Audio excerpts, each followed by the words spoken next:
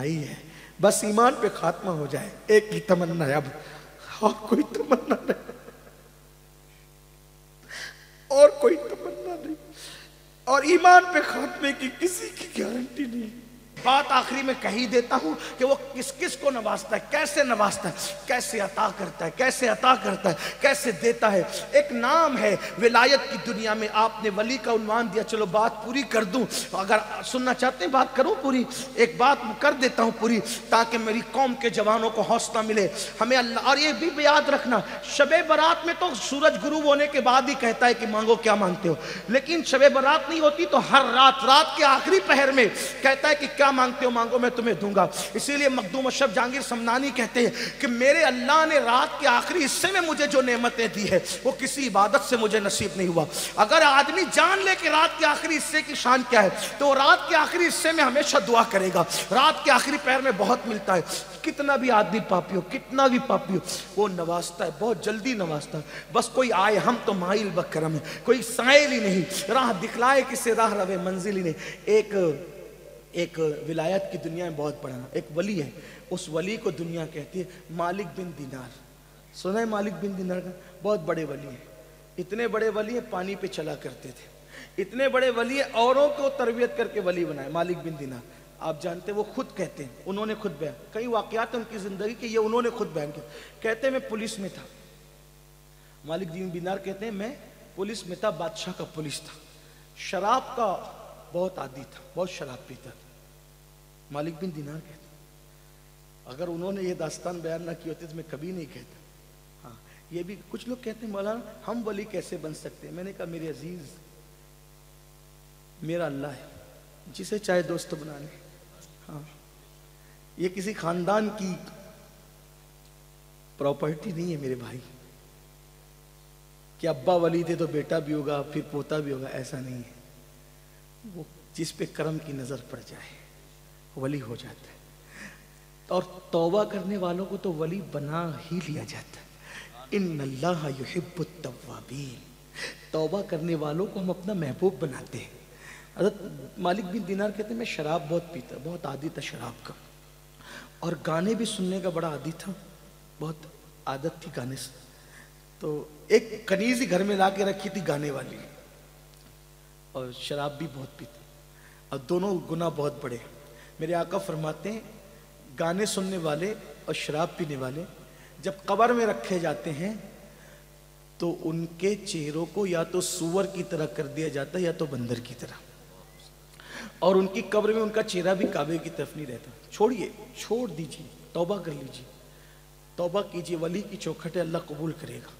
بہرحال جو مالک بن دینار کہتے ہیں شراب پیتا تھا، میری ایک بچی پیدا ہوئی، بہت خوبصورت تھی، بہت خوبصورت، میں اس کو گود میں لے کے شراب پیتا تھا۔ وہ بچی پتہ نہیں 2 سال کی بھی نہیں ہوئی تھی، وہ میرا شراب گرا دیتی تھی، خدا جانے اس میں کیا چیز تھی، اور 2 سال کی ہونے تک وہ مر گئی، اس کا انتقال ہو گیا۔ اس کا انتقال ہو گیا تو میں بڑا غمگین رہتا تھا، اور شراب اور زیادہ کر دی تھی بچی کے انتقال کے بعد۔ یاد رکھنا غموں کا علاج نشے میں نہیں ہے، شراب میں نہیں ہے، غموں کا علاج اللہ سے دل لگانے میں ہے، اس کے رسول کے ذکر میں ہے، اس کے ذکر میں ہے۔ گناہ میں سکون نہیں ہے، گناہ بے چینی کرتے، سکون نیکیوں میں، نیکیوں میں سکون ہے، نیک کام کرو سکون ملے گا۔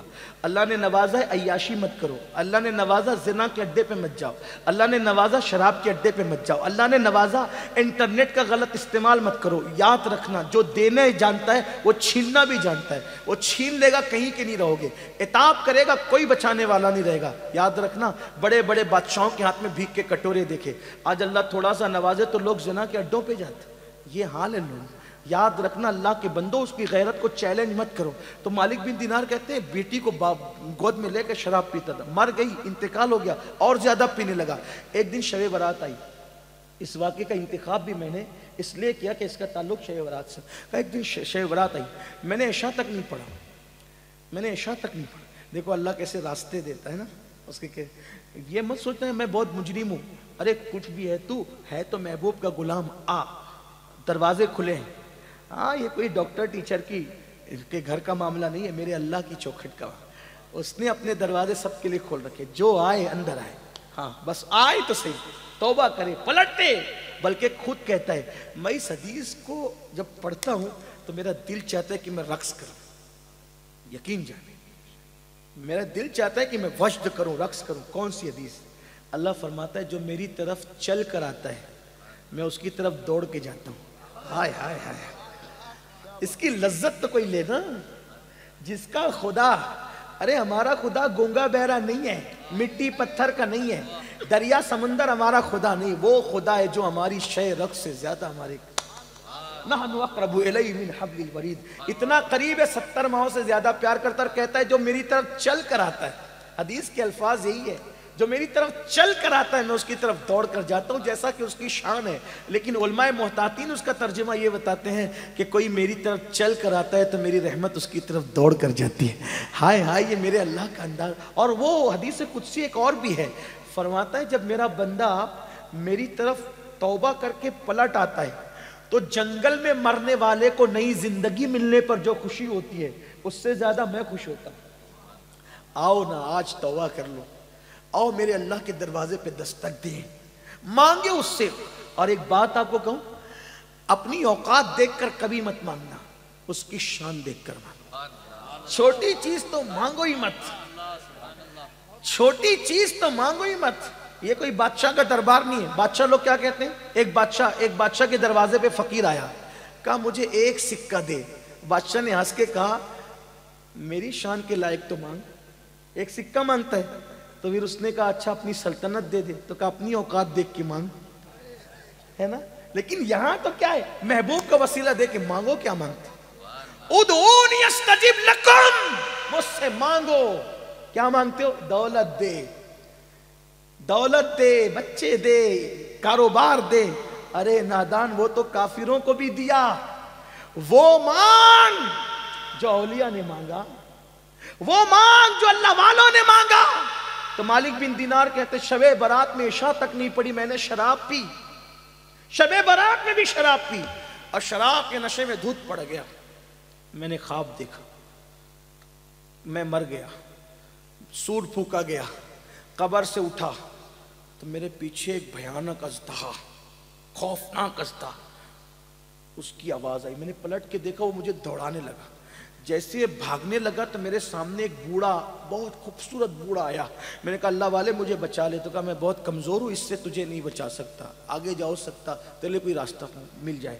میں بھاگنے لگا تو میں نے جہنم کی آگ خواب میں دیکھی, جہنم کے پہاڑ دیکھے. جہنم میں آگ کے پہاڑ ہے, آگ کے پہاڑ, اس پہ چڑھایا جائے گا, اتارا جائے گا, چڑھایا جائے گا, اتارا جائے گا. جہنم کے پہاڑ, آگ کے پہاڑ, اور سر پہ کھولتا ہوا پانی ڈالا جائے گا. اور شرابیوں کے لیے تو میں دنگ ہوں. جب جہنم کیسی ہے اس کا مطالعہ میں نے حدیث میں کیا, تو جو دنیا میں زنا کرتے تھے نا, زنا, تو ان کے زنا کے عضو سے پیپ بہ بہ کر کے نکلے گا, وہی پیپ شرابیوں کو پلایا جائے. نہیں برداشت کر سکتا. یہ بات کسی مولوی کی کہی ہوئی نہیں, یہ اللہ کے رسول کا فرمان ہے. میرے بھائی, میرے جوان, اپنے حال پہ رحم کر. اور زانیوں کو تو حال یہ ہوگا, ساری امت کا آدھا عذاب اکیلے زانیوں کو دیا جائے گا. یعنی پوری امت کو جو عذاب ہوگا اس کا نصف, آدھا حصہ زانیوں کو. 16 17 سال کی عمر میں زنا کے اڈوں پہ جانا, یہ گندی فلمیں تمہیں زنا کے اڈے پہ لے جا رہی, یہ ہیرو کے طریقے پہ چل رہے, یہ زنا کی طرف نہیں. اپنی تباہی کا سامان مت کرو, بربادی کا سامان مت کرو. جب کوئی زنا کرتا ہے تو اللہ کا عرش کانپتا ہے, زمین کہتی ہے کہ میں پھٹ جاؤں اور اس کو اپنے اندر دبوچ لوں. ایسا مت کرو. بلکہ اسلام تو کہتا ہے جس جگہ پر اجنبی عورت بیٹھ کر اٹھ جائے اور اس کی گرمی بیٹھنے کی باقی ہو تو وہاں مت بیٹھو. وہاں بیٹھو گے تو بھی دل میں زنا کا خیال پیدا ہوگا. عورتوں کے سکھتے ہوئے کپڑے بھی دیکھنے سے بچو, یہ احتیاط ہے اسلام میں. حال پہ رحم کرو, پہلی اور آخری بار دنیا میں آئے ہو, عیاشی مت کرو, آوارگی مت کرو. آپ کو حاجت ہے جلدی شادی کرو, اسلام نے شادی کا حکم دیا. لیٹ کیوں کرتے ہو, دیر کیوں کرتے ہو؟ زنا مت کرو, نکاح کرو, نکاح کو فروغ دو, زنا کو فروغ مت دو, تباہی ہوگی. وہ کہتے ہیں مالک بن دینار, پیچھے سے سانپ حملہ کر, آگے وہ بوڑھا نیک پرہیزگار مجھے دکھا, نورانی چہرے والا. میں کہا بچا لے, نہیں بچا. اس نے کہا میں کمزور ہوں, نہیں بچا سکتا. میں نے پہاڑ دیکھے, آگ دیکھی, میں آگ میں گرنے والا تھا تو غیب سے آواز آئی, تو جہنمی نہیں ہے, نکل یہاں سے. بہت سے ایسے لوگ ہوتے ہیں جو جہنمیوں والے کام کرتے ہیں مگر وہ جہنمی ہوتے نہیں, اور بہت سارے لوگ جنتیوں والے کام کرتے ہیں لیکن وہ جنتی نہیں ہوتے. اس لیے کبھی घमंड मत करना کہ میں تو پوری پوری رات شب رات میں عبادت کرتا ہوں، میں تو ہر سال حج پہ جاتا ہوں، عمرہ پہ جاتا ہوں، میں تو صدقہ کرتا ہوں، مسجد بنائی، مدرسے بنائے، میں نے یہ کیا، میں نے وہ کیا. نہیں نہیں نہیں، میرے آقا کی حدیث سن لو. آقا فرماتے ہیں کچھ لوگ ایسے ہوتے ہیں جو جہنمی والے کام کرتے ہیں، جہنم میں جانے والے، لیکن ان کی تقدیر میں جنت لکھی ہوتی ہے، اور زندگی کا آخری دن آتا ہے، وہ توبہ کرتے ہیں مرنے سے پہلے اور سدھر کر چلے جاتے ہیں. اور کچھ لوگ جنتیوں والے کام کرتے ہیں، حتیٰ کہ لوگ ان کو جنتی سمجھتے ہیں، لیکن جب زندگی کا آخری دن آتا ہے تو وہ اللہ کے منکر ہو جاتے ہیں، بگڑ جاتے ہیں، حتیٰ کہ تقدیر کا لکھا غالب آتا ہے، وہ جہنم میں چلے جاتے ہیں. اس لیے اپنی نیکی پہ کبھی تکبر مت کرنا، نمازی ہونے پہ کبھی گھمنڈ مت کرنا. اور میرے سیدوں سے کہتا ہوں کبھی اپنے نسب پہ بھی گھمنڈ مت کرنا. تمہارا بھائی ہوں، خادم ہوں، برا مت ماننا، کبھی گھمنڈ مت کرنا. کیوں؟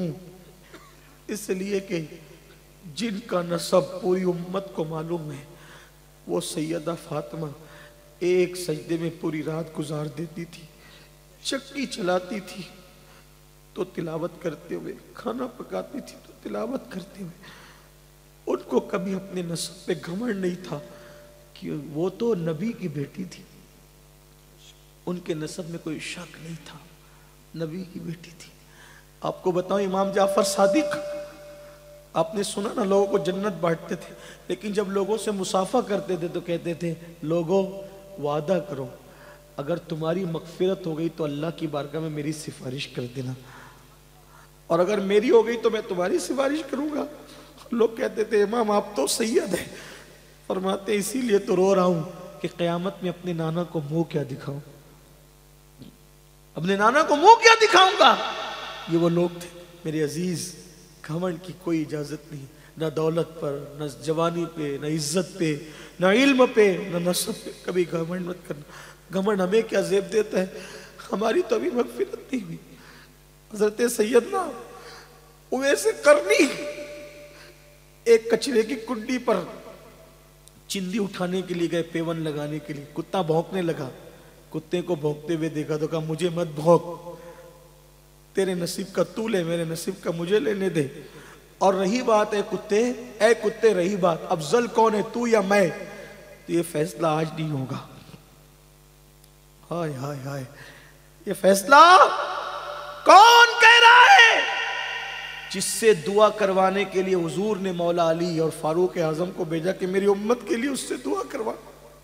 حضور جس سے دعا کروائے وہ اویس قرنی کہتے ہیں کتے تو افضل ہے یا میں افضل ہے، یہ فیصلہ آج نہیں ہوگا. اگر قیامت میں اللہ نے میری مغفرت فرما دی اور میں پل صراط سے گزر کے جنت میں چلا گیا تو میں افضل ہوں، ورنہ تو مجھ سے افضل ہے. اگر میری مغفرت نہیں، اویس قرنی کی مغفرت نہیں، تو مجھ سے افضل ہوگا. اور میری مغفرت ہو گئی تو پھر میں تجھ سے. دیکھو نا کس بلا کی میں سے ایسا فلمیں دیکھ کر کے بے خبر ہو، شراب پی کر کے گھمنڈ میں ہو. اویس قرنی جس کی دعا کی برکت سے لوگ جنت میں جا رہے ہیں، وہ کہتے ہیں اگر میری مغفرت ہو گئی، میں پل صراط سے سلامتی سے گزر گیا تو اے کتے تجھ سے افضل میں ہوں. اپنے حال پہ رحم کرو. آسان نہیں ہے دین مذہب، سب آسان سمجھ رکھا ہے، جو ہوگا دیکھا جائے گا. دو کیا دیکھا جائے گا، گڑ گڑانے والے گڑ گڑا رہے، تم کیا دیکھ لو گے، کیا دیکھ لیں گے ہم؟ کچھ نہیں. ہمارے کہنے پہ تو کارپوریٹر بھی نرم نہیں ہوتا. وہ قادر و قہار جبار جب اپنی عدالت کوئی کرسی پہ اپنی شان کے مطابق جلوہ گر ہوگا، وہاں کچھ کام نہیں آئے گا، وہاں عمل دیکھا جائے گا، ایمان کے بعد عمل. تو کہا کہ تو جہنمی نہیں ہے مالک بن دینار، جہنم میں مت گر، نکل، آگے بڑھ، آگے بھاگ، ہو سکتا ہے تیرے بچنے کا انتظام ہے. کہتے ہیں میں نے کہا کہاں بچوں گا؟ تو کہا کچھ امانتیں مومنوں کی آگے ہے، آگے جا. جب میں آگے گیا تو میں نے ایک چاندی کا پہاڑ دیکھا جس کو تراش کر خراش کر بہت خوبصورت بنائی گئی تھی عمارت، اور اس میں پردے لٹکے ہوئے تھے، خوشبو آ رہی تھی.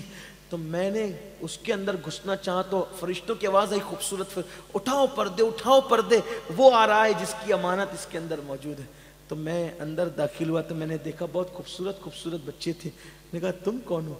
کہا مسلمانوں کے بچے جو بالغ ہونے سے پہلے مر گئے ہمیں یہ رکھا جاتا ہے. میری بیٹی مجھے یاد آئی تو سامنے سونے کے پلنگ کے اندر وہ جھولا جھول رہی تھی اور بہت خوبصورت تھی. میری بیٹی نے مجھے دیکھا تو پکار کے گئی ابا, اور میری گود میں آ گئی, میری گود میں آ کے بیٹھی. کہا ابا ابھی وہ وقت نہیں آیا کہ آپ توبہ کر کے اللہ کی طرف پلٹ آئے. ابا آپ پلٹتے نہیں, ابا آپ پلٹ نہیں جاتے, شراب سے توبہ نہیں کر لیتے ابا, میرے اللہ کی طرف پلٹ کے نہیں آتے. تو کہا بیٹی یہ کیا منظر ہے؟ کہا وہ جو ازدہ ہے نا, ازدہ وہ آپ کا برا عمل ہے, وہ بوڑھا تھا نا جو خوبصورت وہ آپ کے نیک اعمال ہے, آپ پلٹ آئیے, اللہ آپ کو پلٹانا چاہتے ہیں, پلٹ آئیے. کہا جیسی میری آنکھ کھلی میں تھر تھر کانپ رہا تھا, اسی شب برات میں نے اللہ سے کہا اللہ مجھے معاف کر دے. کتنا کہا اللہ مجھے معاف کر دے. میرے اللہ نے مجھے صرف معاف ہی نہیں کیا, مقام ولایت بھی عطا کر. آؤ اللہ کی طرف پلٹے. شب برات میں اپنے لیے بھی کچھ مانگ لینا, اور آپ کے اس خادم کے لیے جو آپ کی جوتیاں سیدھی کرنے کی تمنا رکھتا ہے میرے لیے بھی مانگ لینا. میرے اللہ نے مجھے سب دیا ہے, بس ایک چیز میرے لیے مانگ لینا, میرے لیے امین القادری کا خاتمہ مدینے میں بالخیر ہو جائے اور 2 گز زمین میرے محبوب کے قدموں میں مل جائے. بس اتنا مانگ لینا, باقی کا معاملہ ان کے ہاتھ ہے. حق تعالی بھی کریم اور محمد بھی کریم, 2 کریموں میں گنہگار کی بنائی ہے. بس ایمان پہ خاتمہ ہو جائے, ایک ہی تمنا ہے اب, اور کوئی تمنا نہیں, اور کوئی تمنا نہیں, اور ایمان پہ خاتمے کی کسی کی گارنٹی نہیں. ایک محدث جس کو 30,000 حدیثیں یاد تھی, اس نے ایک عیسائی کو کہہ دیا او کافر کے بچے چل ہٹ, اللہ نے اسی پر اس کا ایمان چھین لیا. یہ ہے, اس لیے کسی کو حقیر مت سمجھو, کسی کو ذلیل مت سمجھو, اپنے آپ کو سب سے حقیر سمجھو. اللہ ہم سب کے حال پہ رحم کرے, اللہ ہماری بگڑی بنائے, اللہ ہم سب کا خاتمہ ایمان پہ فرمائے. مجھ سے بھی زندگی میں جب بھی جہاں جو غلطیاں اللہ معاف کرے, آپ کی بھی غلطیاں معاف کرے, اللہ ہم سب سے راضی